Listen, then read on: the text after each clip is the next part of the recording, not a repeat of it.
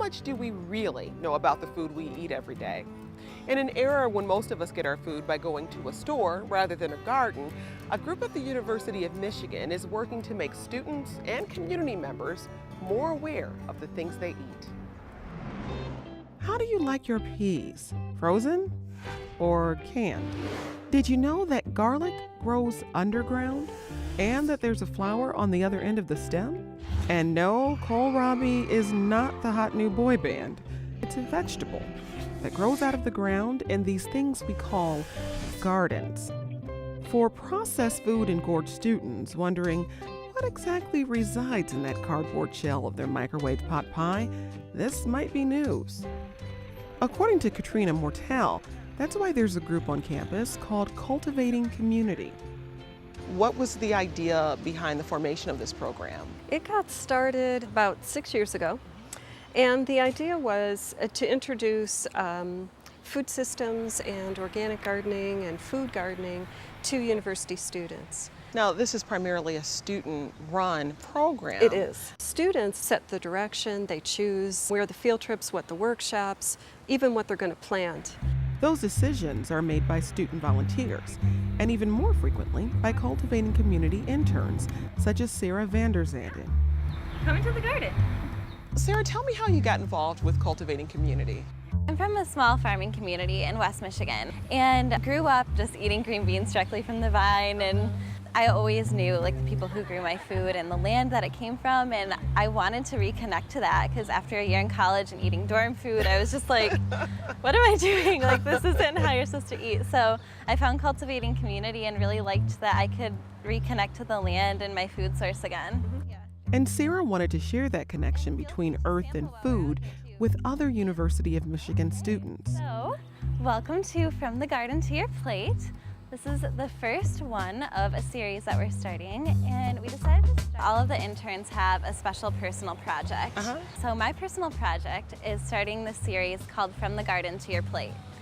We decided to start this series to give a little information about what to do with all the stuff growing out here, especially herbs and stuff like that. I really wanted to start something like this because the passion for me lies in making the connection between gardening and then in eating fresh food. Right.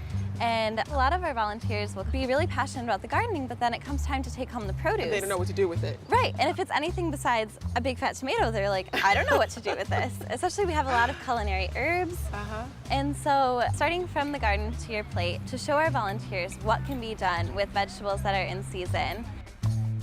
But the first thing we're going to do is start boiling the water on the camp stove. And in ways that might not be obvious, helping fellow students round out their diets. It's helping Sarah round out her education. What are you studying as a student at the University of Michigan? I'm majoring in organizational studies, and then I have a minor in program in the environment. So how does this fit with, or does it fit at all with what you're studying academically?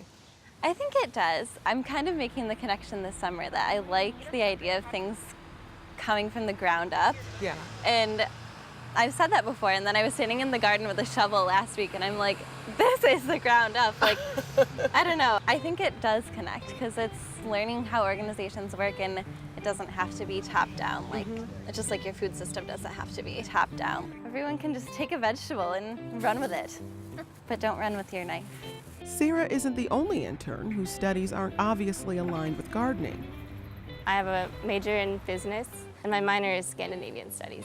So it seems like not the most logical leap that you would end up working in a program like this. No, it's definitely, I tell my business school friends what I'm doing, like, oh, I have to leave my group meeting to go work at the garden. They're like, huh? Laura Hasselhuhn's special project comes from the garden, but it isn't edible. And the tighter you tie it, the more variance you'll have of the colors. So.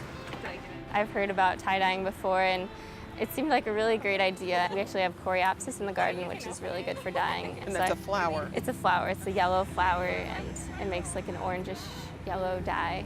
Gardening helps Michigan students to cultivate community beyond campus borders, such as a new outreach alliance with kids involved with Focus Hope in Detroit. They're exploring the community, and they use food as that entry point.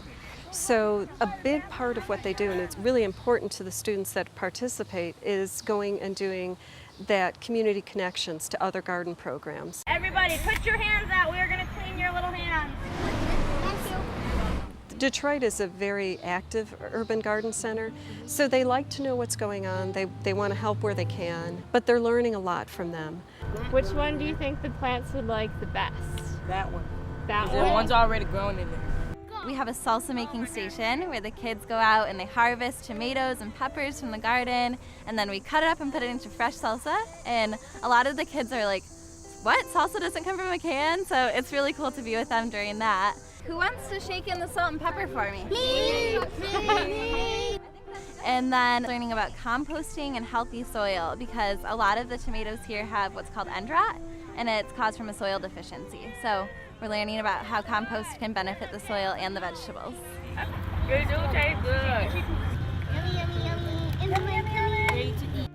Kids in the Focus Hope program aren't the only ones who appreciate the finished product.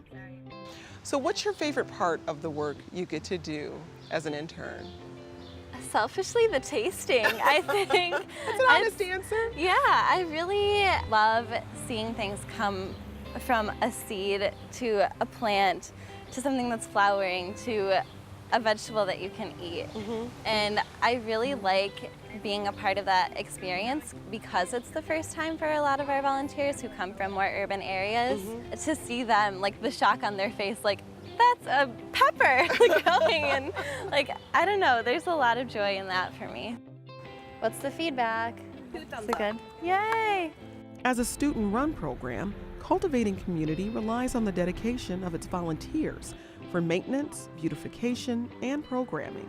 And all that hard work creates meaningful connections among students who might not otherwise meet at the Big U. It was really nice to meet people and be involved in something outside of my department, because art history is very different from being outside and gardening. So I think my hands dirty was fun, and we actually went on a couple farm tours, and that was great. And I actually ended up running a lip balm making seminar, which was really fun. Seminar? Yeah, so we do random things that are kind of in the same realm of the gardening or like the herbal side of things, so it's fun. I think it smells like lemon tea.